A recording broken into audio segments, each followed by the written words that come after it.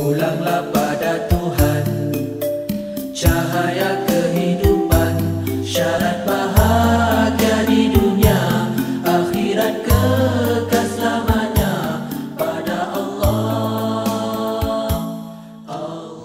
Demikianlah tadi persembahan marhaban dari kumpulan Al-Maulid MPSPK.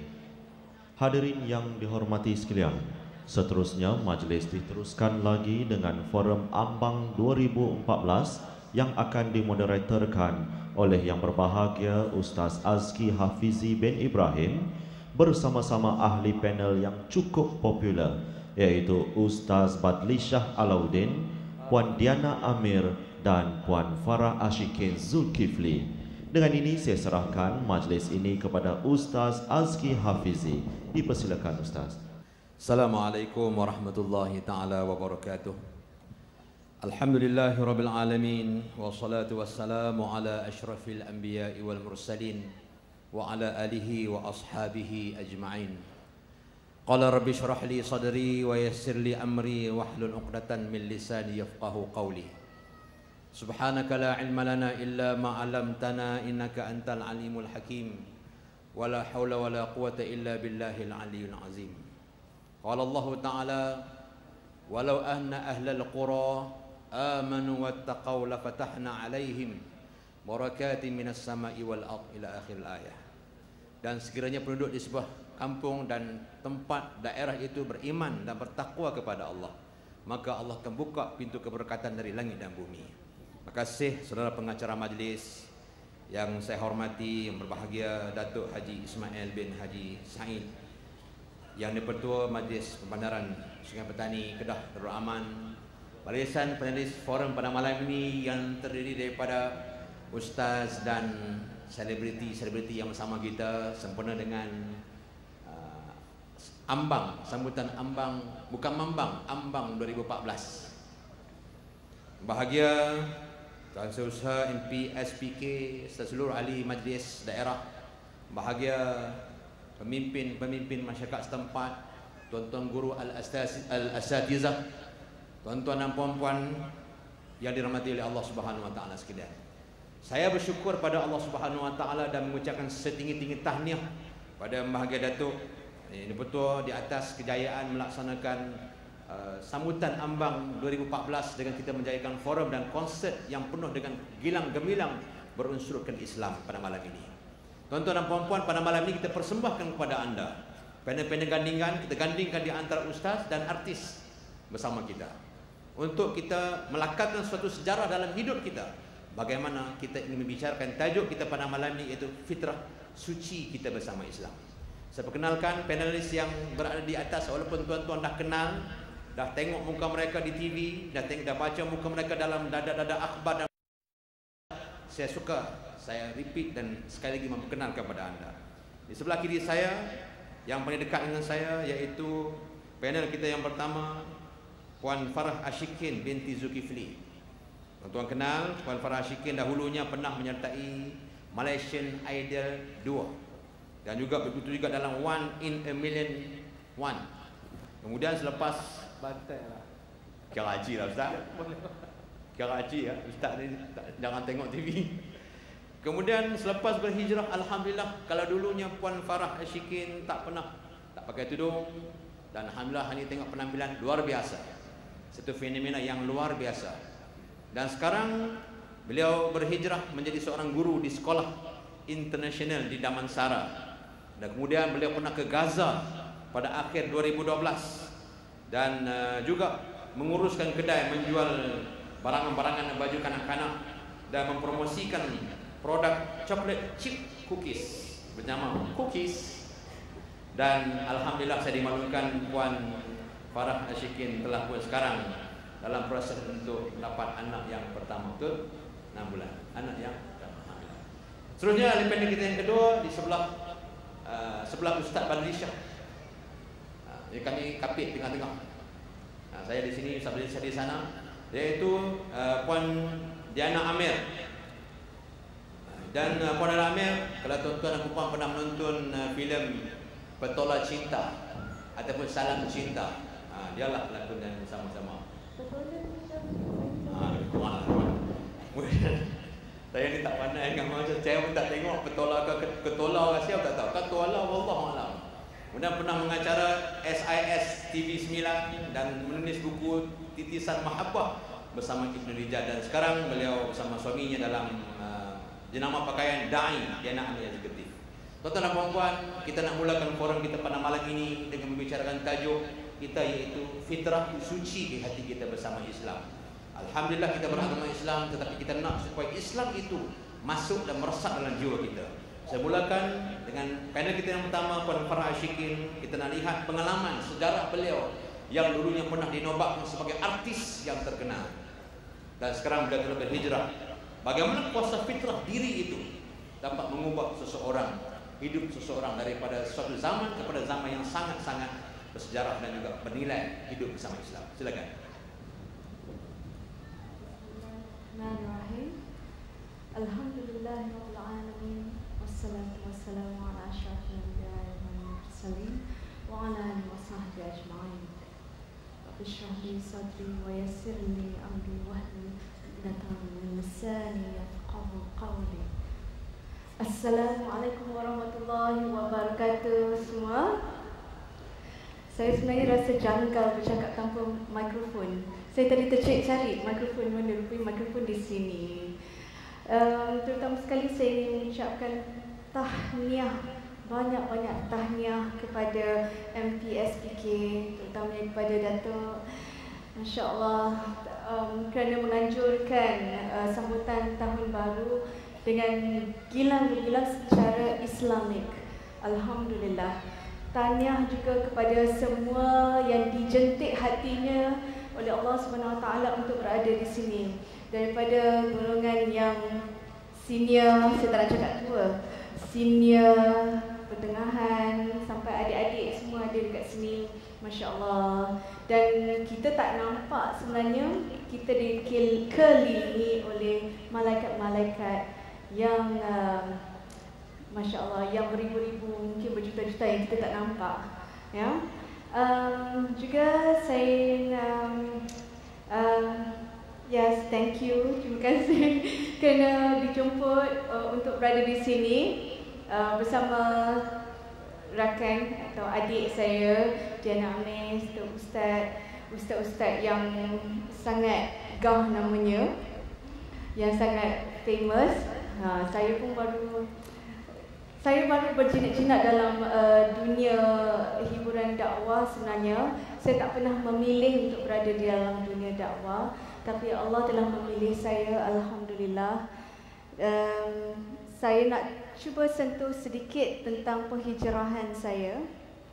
Saya berhijrah pada 12 hari bulan 2 2012. Dan bila saya berhijrah tu, saya berhijrah bagi orang dikeliling saya, bagi mereka saya berhijrah secara total kerana penampilan saya, tapi dalam belum lagi sepenuhnya berhijab, masih banyak lagi yang saya perlu belajar. Saya masih hijau lagi. Janggal juga ya bercakap tanpa pegang mikrofon. Masya Allah. Semua sihat-sihat? Semua okey? Sihat walafiat. Memanglah kita di majlis Islamik, tetapi kita juga patut rasa bersyukur dan gembira kerana diberi peluang untuk masih hidup, menghirup oksigen yang free Allah bagi. Ni saya nak tanya lagi sekali. Saya nak dengar suara semua orang. Assalamualaikum warahmatullahi wabarakatuh. Saya nampak ramai sangat orang, tapi mungkin orang Sungai Petani ni sangat lemah lembut, cakap pun slow. Ya tak? Ya, kakak tu mengangguk. Okey, bagi menjawab soalan bagaimana kuasa fitrah diri dengan Islam boleh mengubah hidup seseorang. Dan saya harus bercakap tentang pengalaman berhijrah sebagai seorang artis. Artis pun manusia juga. Rasa nak pegang mikrofon lah. Boleh tak?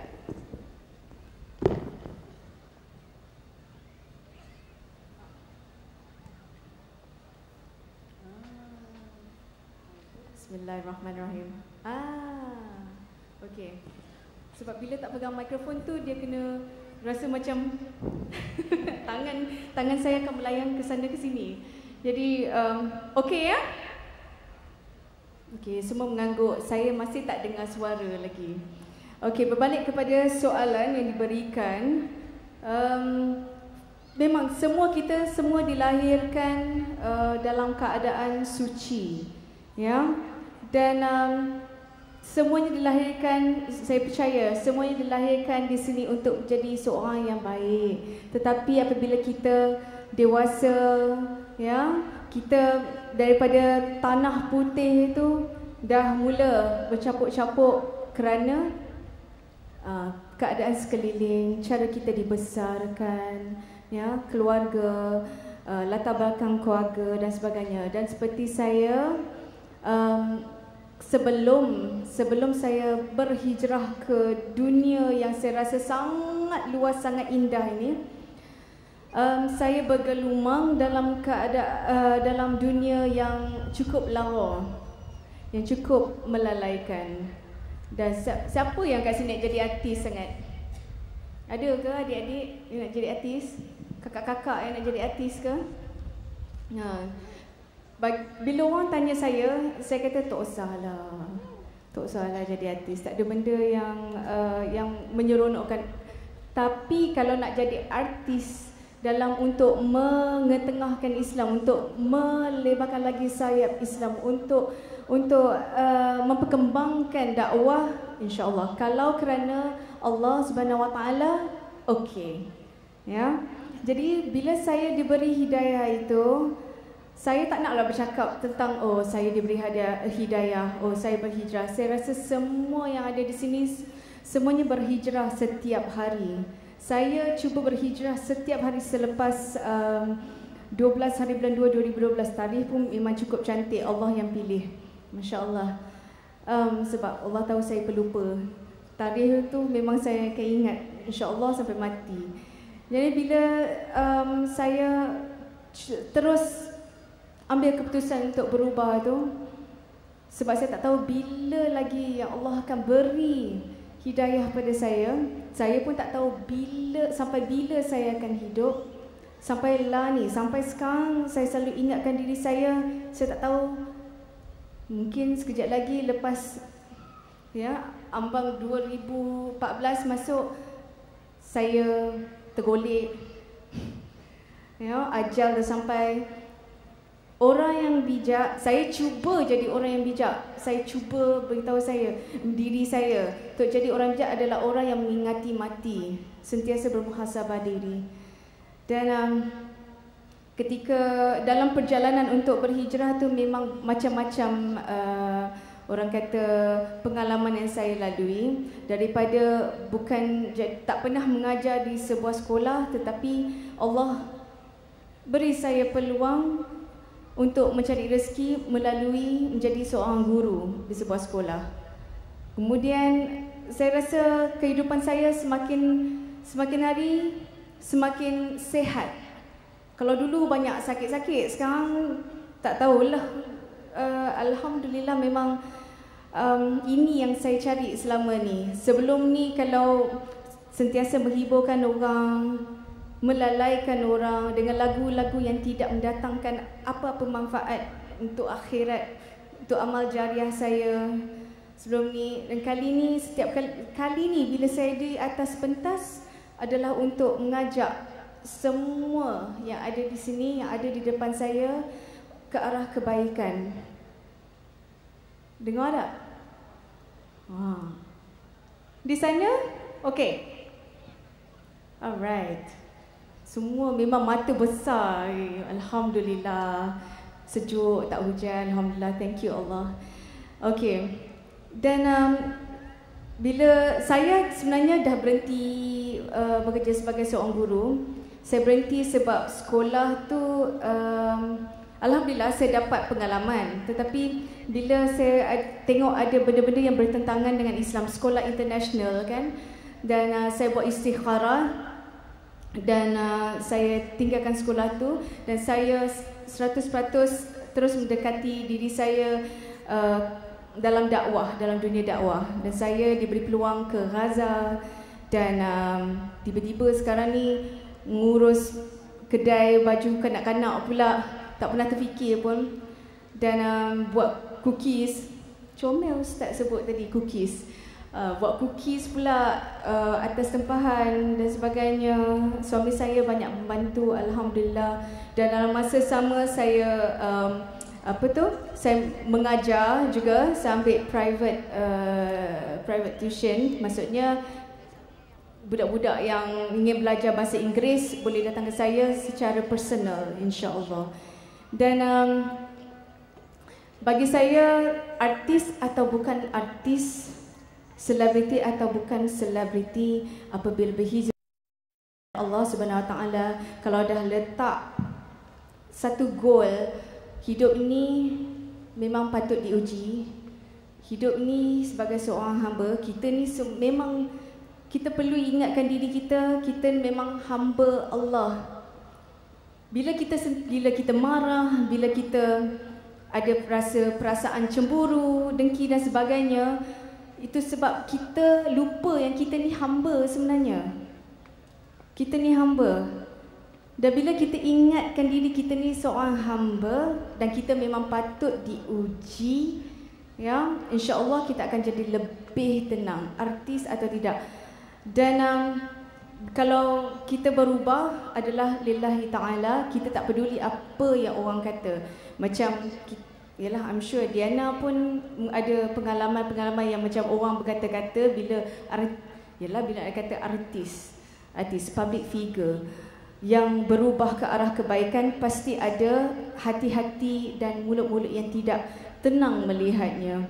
Jadi bagi saya itu semua no problem.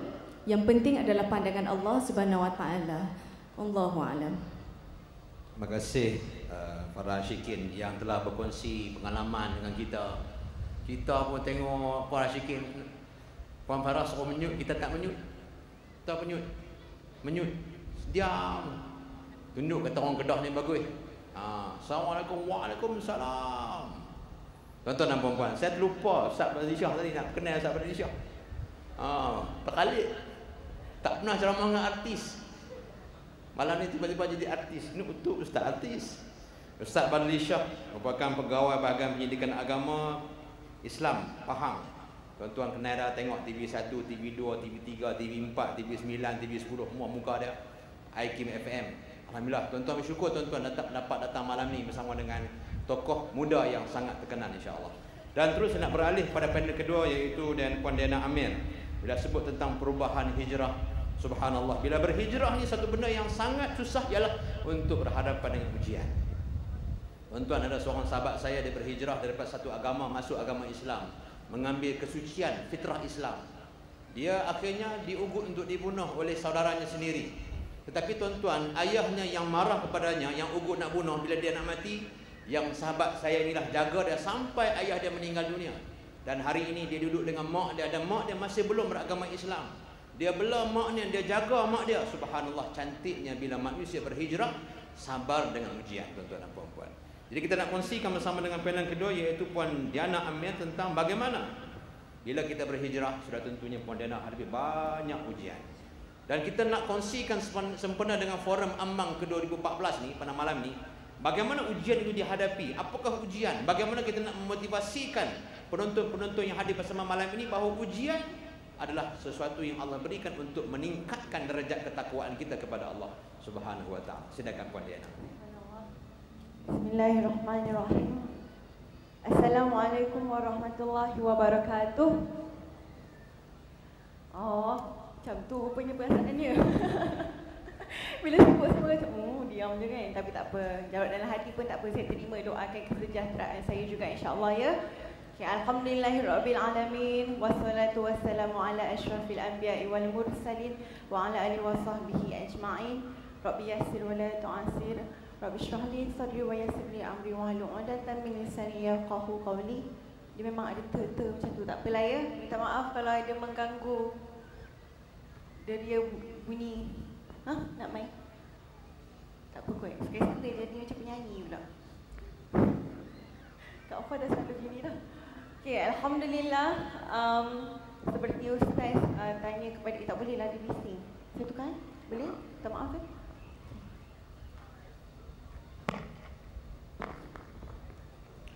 Okay, bismillah.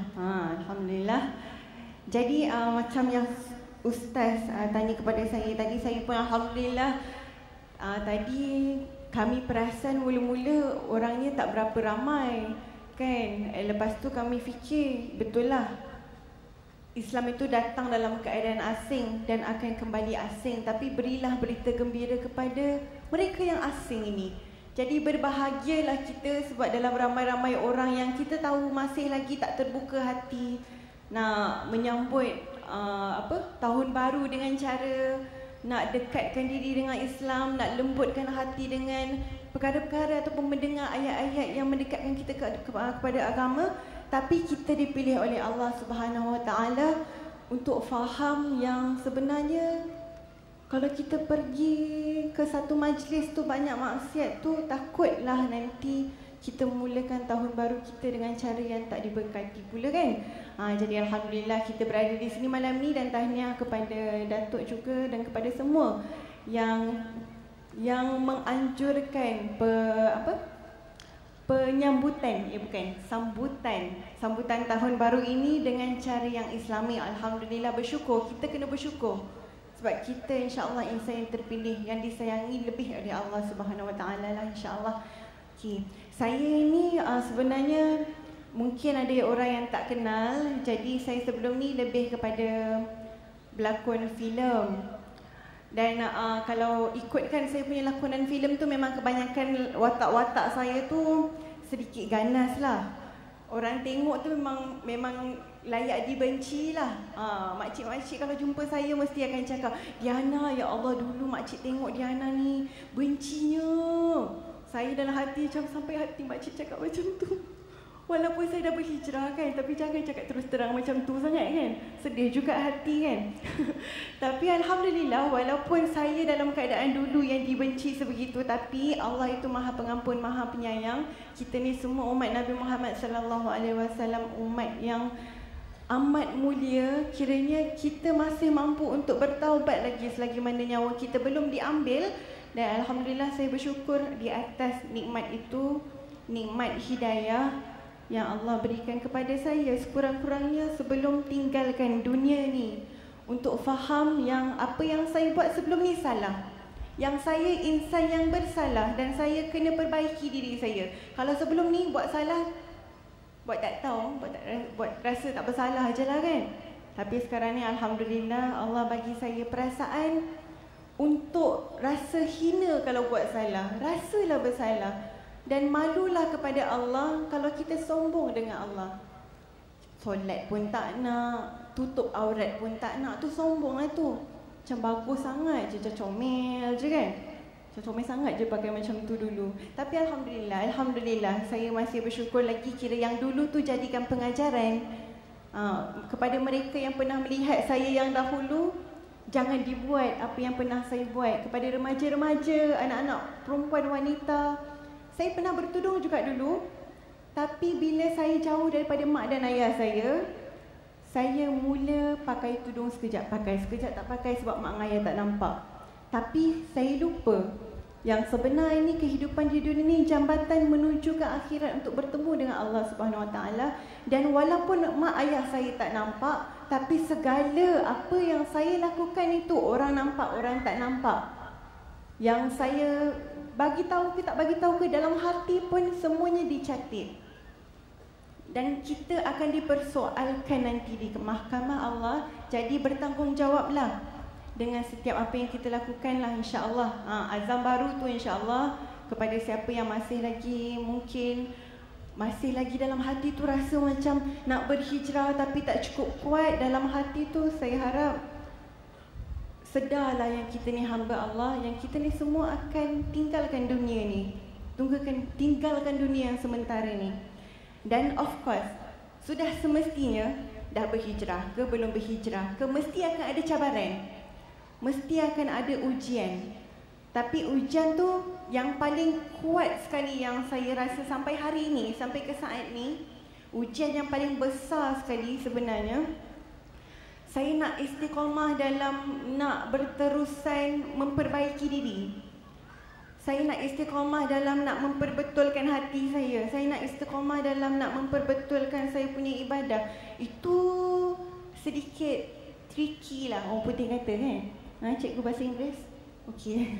Itu sedikit iman kita ni kadang-kadang Masya Allah, kalaulah pergi umrah, pergi Mekah kan, kalau kita pergi ke Gaza, umpama kata pergi ke Gaza, masa tu rasa iman kita sangat-sangat kuat. Semua berebut nak pergi masjid, semua berebut. Tapi bila balik Malaysia ni, sekejap rasa macam hati tu sangat-sangat tenang. Tapi kadang-kadang tu hati tu ada juga rasa macam tengok orang nak marah, tengok orang nak kutuk dia, nak cari salah dia apa.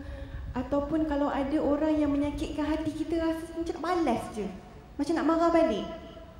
So nak istiqamah, nak jadi sentiasa lebih baik tu macam susah sikit lah. Macam kita tahu kan, macam saya tanya Ustaz tadi, betul ke tak masa perintah Allah turunkan kepada Nabi Muhammad dan kepada kita semua umat manusia ni, masa Allah perintahkan kita untuk istiqamah, itu ialah satu perkara yang sangat berat. Yang sangat berat. Maksudnya nak sebut istiqamah tu senang, kita nak istiqamah, nak berterusan. Tapi hati tu nak sentiasa baik tu, Masya Allah, ada je. Sebab kita tahu syaitan akan sentiasa mencuba untuk menyesatkan kita. Tapi apa yang saya buat, kalau saya perasan hati saya kadang-kadang okey, kadang-kadang tak. Macam mana saya perasan? Saya kena sentiasa muhasabah diri. Saya tak boleh sangka yang saya dah baik. Saya tak boleh rasa yang saya dah cukup baik ni, tak payah nak jadi lagi baik dah. Kalau orang tegur tak payah dengar, tak boleh. Saya kena ingatkan diri untuk cari apa salah saya hari ini, apa salah saya tadi, supaya bila kita dah tahu salah kita apa, baru kita boleh perbetulkan. Barulah kita boleh istighfar, barulah kita boleh minta ampun kepada Allah. Kalau kita tak suka muhasabah diri, tak suka cari salah diri kita apa, rasa diri kita dah perfect, dah cukup baik, takut satu kita riak, takut satu kita sombong kepada Allah, dan rasa kita dah baik sangat ni kan. Lepas tu takut juga kalau kita tak sedar apa yang kita ada buat salah dan tak sempat nak minta ampun kepada Allah. Ingatkan rasa dengan amalan ni dah cukup solat 5 waktu, dah tutup aurat, dan tapi tak muhasabah diri langsung. Tapi takut bila nyawa kita diambil oleh Allah Subhanahu Wa Taala itu, tiba-tiba kita ditempatkan di neraka Allah. Kenapa? Kenapa aku masuk neraka ni? Rasa solat dah jaga, aurat dah tutup, mulut dah jaga. Rupa-rupanya sebab hati kita tu ada riak. Tak boleh nak dengar langsung orang lain tegur kita. So sebab itulah salah satu caranya untuk menghadapi cabaran, untuk mendapatkan hati yang insya-Allah lembut, senang nak sayang orang, senang nak terima ilmu tu, kena banyak-banyak muhasabah diri, kena banyak-banyak. Dan kita tahu kita akan sentiasa diganggu oleh syaitan. Dan jihad kita yang paling besar kali, jihad akbar kita, ialah jihad melawan hawa nafsu. Sebenarnya ada 2 benda yang mengganggu kita. Satu syaitan, lagi satu hawa nafsu. Tapi kita tahu juga untuk melawan syaitan itu, kita boleh berzikir. Kalau kita berzikir, kita tahu ala bi zikrillah tatma'innul qulub. Dengan mengingat Allah itu hati kita akan tenang. Dan dengan berzikir itu, dengan mengingat Allah itu, syaitan lari. Kalau kita azan Allahu Akbar, rasa macam hati ni ada syaitan tengah kacau-kacau. Allahu Akbar, azan, sebut nama Allah sampai hati kita tenang, insya-Allah. Tapi ada satu lagi yang tak boleh nak tinggalkan diri kita, iaitu hawa nafsu. Hawa nafsu ni sangat tricky. Sebab itulah kata jihad yang paling besar sekali untuk kita yang nak jadi baik ni. Kalau yang tak nak jadi baik tu, dia tak kisahlah. Tapi yang nak Allah sayang dia, jihad yang paling besar ni ialah nak lawan hawa nafsu. Tapi hawa nafsu tu pun kita tahu sebenarnya Islam ada sediakan jawapan untuk setiap masalah kalau kita cari ilmu. InsyaAllah. Contohnya, sebagai contoh, kalaulah seorang lelaki itu ada berniatkan seorang wanita, nak hati itu dah memberontak nak sangat seorang perempuan kan. Kalau orang yang bukan Islam, jawapan paling senang ialah berzina, betul? Orang bukan Islam, orang Islam pun ramai juga macam tu kan. Dah ada boyfriend, dah ada girlfriend kan. Berzina je lah, orang tak nampak. Orang tak nampak jadi dia berzina. Tapi sebenarnya Islam dah bagi jawapan yang bagus, iaitu menyediakan pernikahan yang halal. Dan pernikahan tu pun sebenarnya tak susah. Yang menyusahkan pernikahan tu sebenarnya kita sendiri. Nak letak mas kahwin yang mahal, nak buat grand lah semua. Sebenarnya pernikahan tu mudah. Dan kalau kita dah mampu, kalau tak mampu, Nabi Muhammad kata kalau nak menikah, nak sangat seorang wanita tapi tak mampu, Nabi Muhammad bagi jawapan yang paling tepat, iaitu kita boleh berpuasa. Itu satu contoh. Maksudnya kalau kita cari ilmu, kita ada masalah, ada cabaran yang datang, cari cara Islam untuk menyelesaikan masalah. Okey, yang seterusnya, saya dulu kalau orang tahu saya berlakon yang pelik-pelik semua tu kan. Kenapa saya berlakon macam tu? Sebab sebagai seorang pelakon, saya nak jadi pelakon yang versatile lah, yang macam-macam watak boleh bawa. Sebenarnya saya tak ganas. Sebenarnya saya tak macam watak yang saya bawa tu.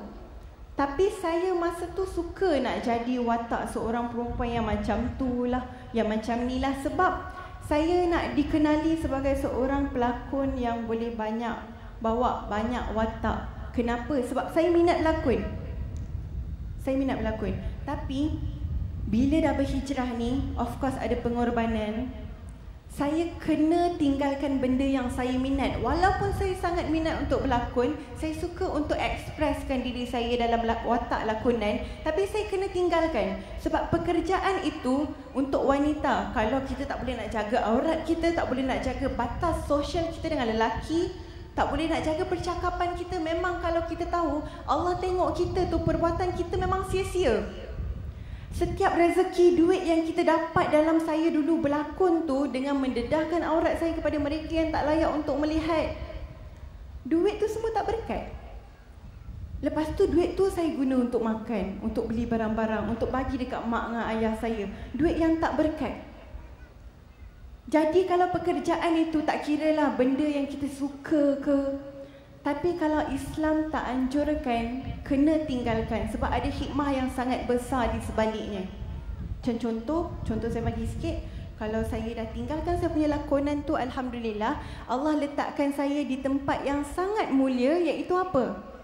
Saya banyak diberi peluang untuk pergi ke majlis-majlis ilmu, di mana kita tahu majlis ilmu ni malaikat semua berebut-rebut nak mendoakan kita. Sebut nama setiap seorang ni, ampunkanlah dosa-dosa kita.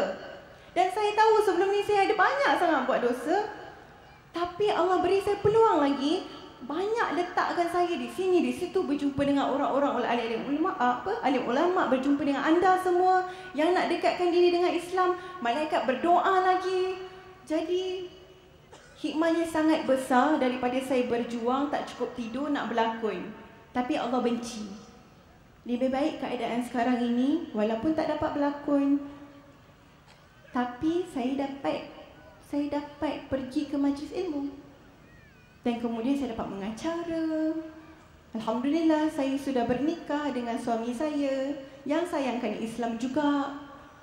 Jadi banyak rezeki yang datanglah lepas tu. Innallaha ma'as sabirin. Allah bersama-sama dengan orang yang bersabar. Jadi kalau kita tinggalkan benda-benda yang tak elok itu, insya-Allah orang-orang mukmin yang bersabar ni, Allah akan bagi sesuatu yang lebih manis lagi selepas kita bersabar tu. Percayalah. Kena percaya dengan janji Allah. Itulah antaranya. Dan mungkin ada orang cakap, ada orang yang mengata, tapi mengata tu macam Kak Fah pula dah. Kak Farah, kemarin panggilan manja Kak Fah. Macam Kak Fah cakap tadi kan, berdasarkan niat kita apalah. Innamal a'malu binniat. Amalan kita berdasarkan niat kita apa. Kalau kita nak berhijrah tu kerana kita nak Allah redha kat kita, ataupun kerana Rasulullah, kerana agama. Tapi kalau kita nak berhijrah tu sebab kita nak nikmat dunia, sebab kita nak manusia puji kat kita, kita takkan tenang kan? Takkan tenang. Takkan takkan pernah cukup. Manusia ni kita tahu hamba Allah memang ada kelemahannya, ada kelebihannya. Tapi kita tahu mereka, saya pun kadang-kadang akan sentiasa mencari kesalahan. Apa yang kurang. Tapi kalau kita niat nak berhijrah tu, nak jadi lebih baik tu, tak kira lah pakaian ke, hati ke, cara bercakap ke, apa yang kita pandang ke kan, pekerjaan ke, nak berhijrah ke. Kalau kita berhijrah tu kerana Allah, nak Allah sayang kat kita, sebab kita tahu matlamat kita dihidupkan di dunia ni semata-mata untuk sembah Allah, hidup kita akan jadi lagi mudah. Apa orang nak cakap tak kisahlah. Kalau orang tu cakap kita ni ustazah, alhamdulillah kan. Bukannya senang nak jadi ustazah, tak layak. Tapi orang cakap kita ustazah, peli je sebenarnya. Dia peli je. Saya pernah kena gelak. Masa tu saya pakai tudung labuh lah kan. Saya pakai tudung sarung labuh gitu, duduk gelak. Sampai dia duduk-duduk gelak kat saya.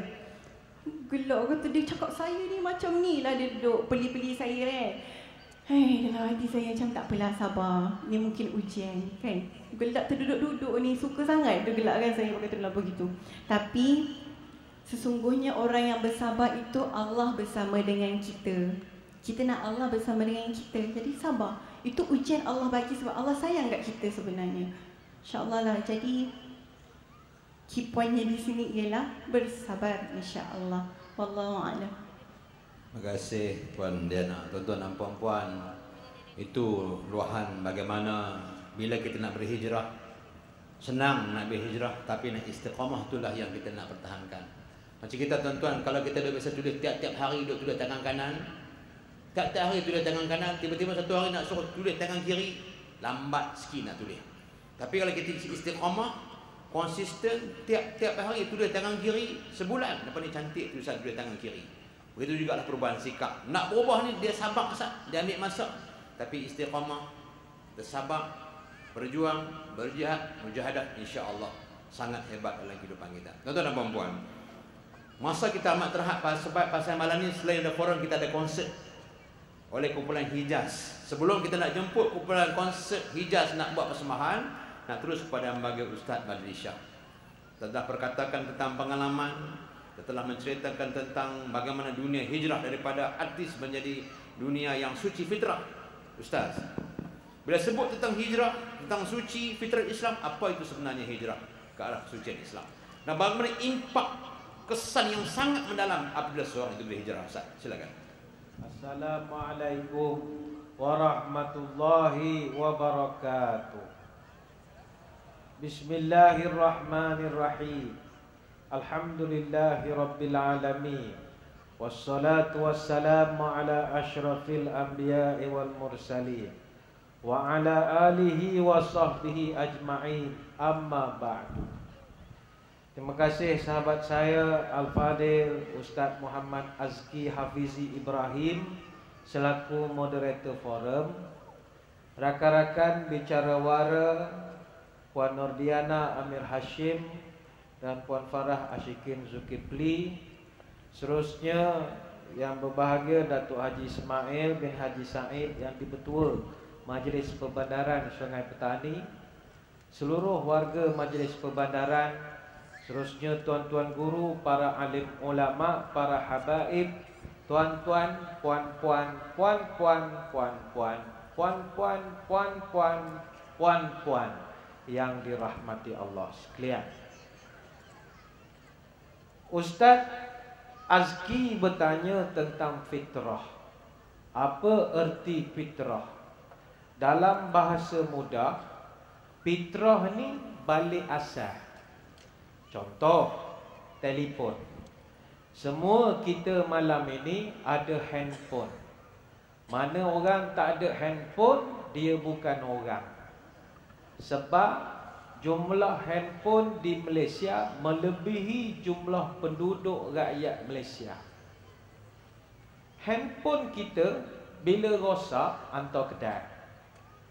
Antara orang baiki, dia akan tekan satu switch namanya default factory setting. Dia set balik. Bila dia set balik, benda tu jadi macam keluar kilang semula. Apa sebab kena baiki? Kadang-kadang handphone kita baru beli, kita download macam-macam. Kita taruh lagu, taruh video klip, taruh macam-macam mesej yang berat-berat. Akhirnya telefon kita jadi bengong. Bila dia bengong, ada masa tekan sini keluar 6, keluar tekan 3 keluar 8, dia pening. Pi kedai, dia buka, dia tekan default factory setting, balik asal. Dia balik fitrah. Sama komputer. Komputer kalau virus masuk, trojan macam-macam, pergi kedai, apa dia buat? Dia format balik. Itu maknanya dia fitrahkan balik benda itu. Sebab itu manusia ni kita ada fitrah kita. Tapi sejak duduk di dunia ni, kita download macam-macam dalam kepala otak kita ini. Dunia, macam-macam benda kita masukkan, akhirnya rosak, kena virus iman, akal. Sekarang kita nak balik semula kepada setting asal. Inilah tujuan kita adakan malam ini, nak balik fitrah. Sebab itu hari raya kita, hari raya puasa, bahasa Arab panggil Idul Fitri, hari balik kepada fitrah asal. Fitrah ni apa lagi contoh mudah? Gelas ada di atas meja ini, walaupun jauh nak dicapai, nak tapi jauh. Gelas. Fitrah gelas adalah dibuat untuk apa? Untuk minum. Itu fitrah dia. Tapi boleh tak gelas ini kita guna buat mandi? Jawapannya boleh. Masalahnya ialah lambat dan gelas rosak. Apa sebab? Gelas dicipta bukan untuk bawa mandi, dia untuk diminum ataupun dilempar kepada suami yang ada girlfriend. Itu saja tujuan dia. Jadi saudara-saudari, tuan-tuan sekalian, bila sebut fitrah manusia, apa fitrah? Tadi panel dah sebut, salah satunya adalah nafsu. Nafsu tu fitrah. Tapi sebab nafsu kita ni banyak download benda pelik, dia jadi jahat. Tujuan nafsu itu nak suruh kita ini hidup cara makmur.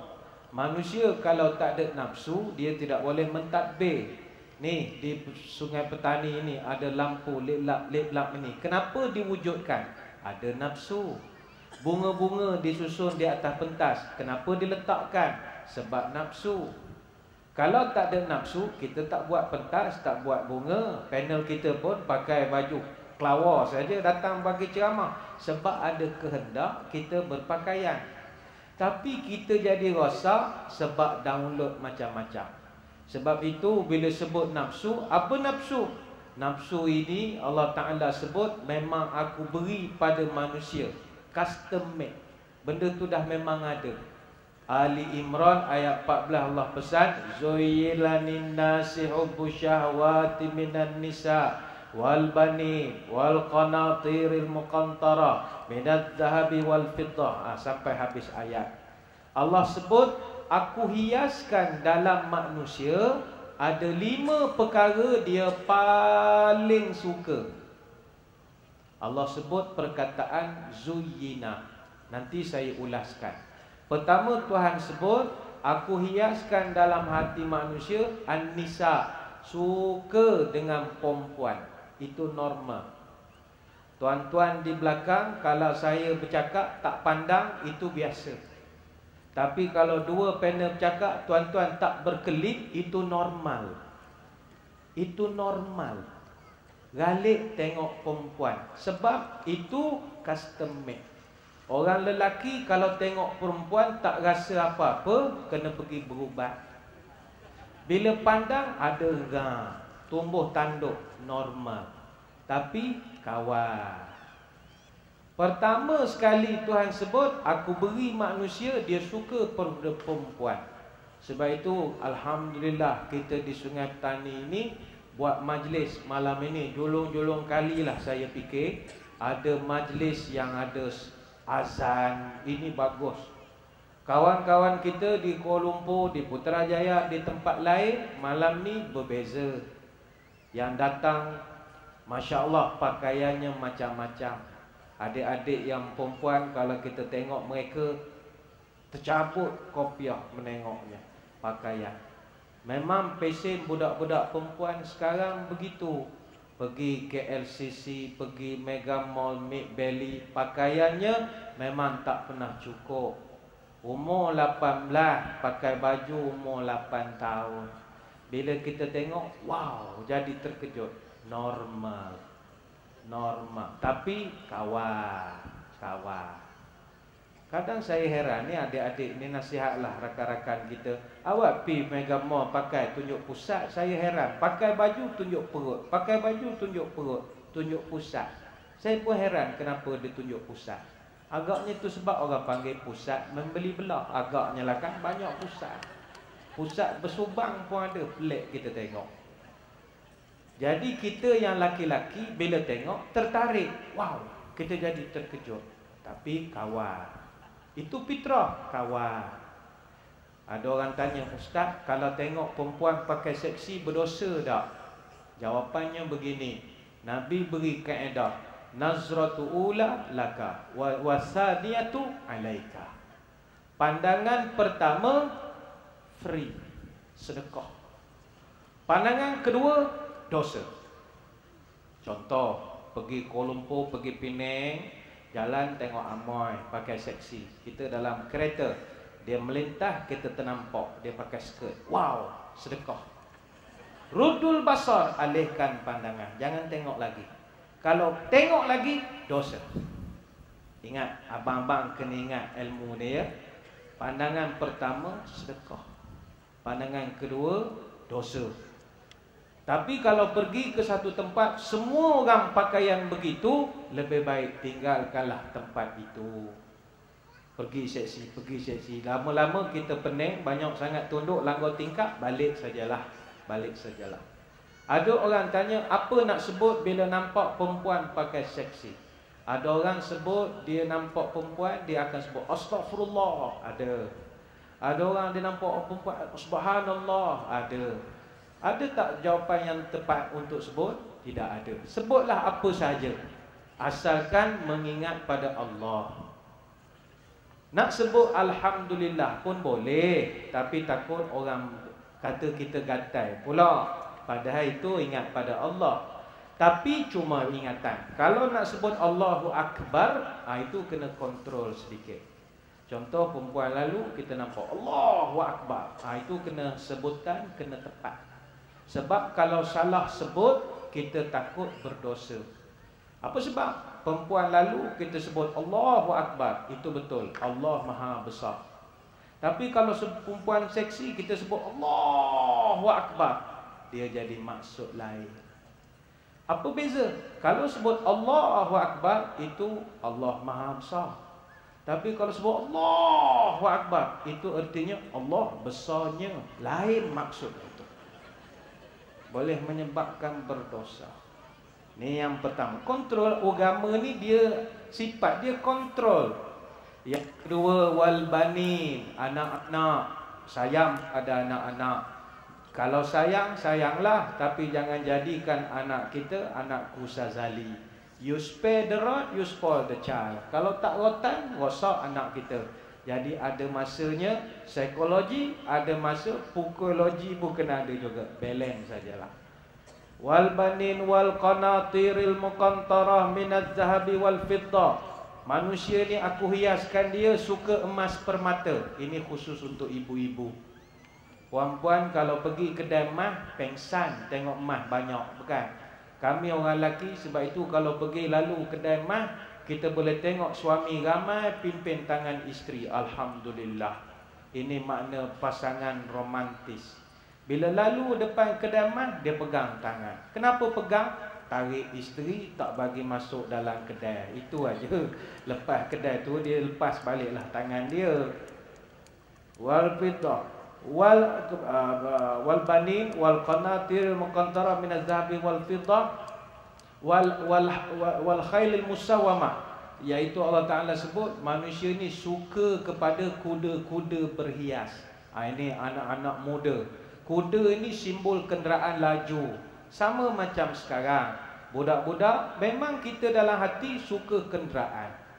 Kereta sport, exhaust besar peha, tayar, Allah punya tayar, berombrang, itu normal. Tapi kawal. Motor besar, duduk, itu okey, fitrah, tapi kontrol. Jangan lumba haram. Ini nasib baik, ini MPSP tutup jalan. Kalau tidak, pram, tayar 1, tayar 2, habis dia pusing. Tapi saya pesan, kalau anak-anak kita lumba haram sini, biarkan jalan. Ni kalau dia lumba dari sana, pum, accident, meninggal. Tak apa, tak ada masalah. Sebab dia mati di jalan yang lurus. Ni, bagus. Elok. Kemana wal an'am, suka kepada haiwan, sama ada haiwan ternakan, lembu, kerbau, ataupun bela haiwan peliharaan, kucing, siam, apa macam-macam. Sayang, sampai bawa naik kereta pun ada. Ada yang bawa kucing dengan forum? Ada, saya pernah tengok bawa kucing. Pegang kucing, sayang sangat kucing. Pergi Mekah 40 hari demam, teringat kucing. Siapa bagi makan kucing ikan? Itu normal, jangan lebih-lebih. Suka kepada apa lagi Tuhan sebut? Suka kepada tumbuh-tumbuhan. Pokok kelapa sawit, pokok getah, pokok padi, bunga-bungaan, itu normal. Tapi apa pesan Allah? Zuyyina linnas. Aku hiaskan sahaja dalam hati manusia. Apa makna hias? Maknanya benda tu jangan tak ada langsung, jangan banyak sangat. Hias ni apa? Dalam bahasa Arab, zuyyina, daripada perkataan zana yazunu. Mana orang nama Ziana, Zain. Itu perhiasan maknanya. Perhias ni benda temporary. Contoh, perhiasan mesti ada 4 syarat. Nombor 1, hias mesti sesuai mana nak dipakai. Contoh, saya katalah pakai baju Melayu, siap songkok, samping, botang lelak. Orang tanya, Ustaz handsome, nak pergi mana pagi ni? Tak ada mana, pergi bilik air saja. Sesuai atau tidak bilik air dengan baju Melayu? Tak sesuai. Masuk bilik air pakai towel saja. Maknanya sayang kepada 5 perkara, mesti sesuai nak bawa ke mana. Perhiasan juga mesti sesuai letak di mana. Songkok patut atas kepala, jangan letak kepala lutut. Artinya kalau sayang anak, sayang isteri, sayang harta, letakkan di tempat yang sesuai. Yang ketiga, perhiasan, orang hias jangan tak hias langsung. Maknanya tak nak nafsu, tak nak cinta 5 perkara. Tak boleh. Kalau tak hias langsung, takut kita tengok muka orang itu. Dan perhiasan yang terakhir, mestilah jangan berlebih sangat.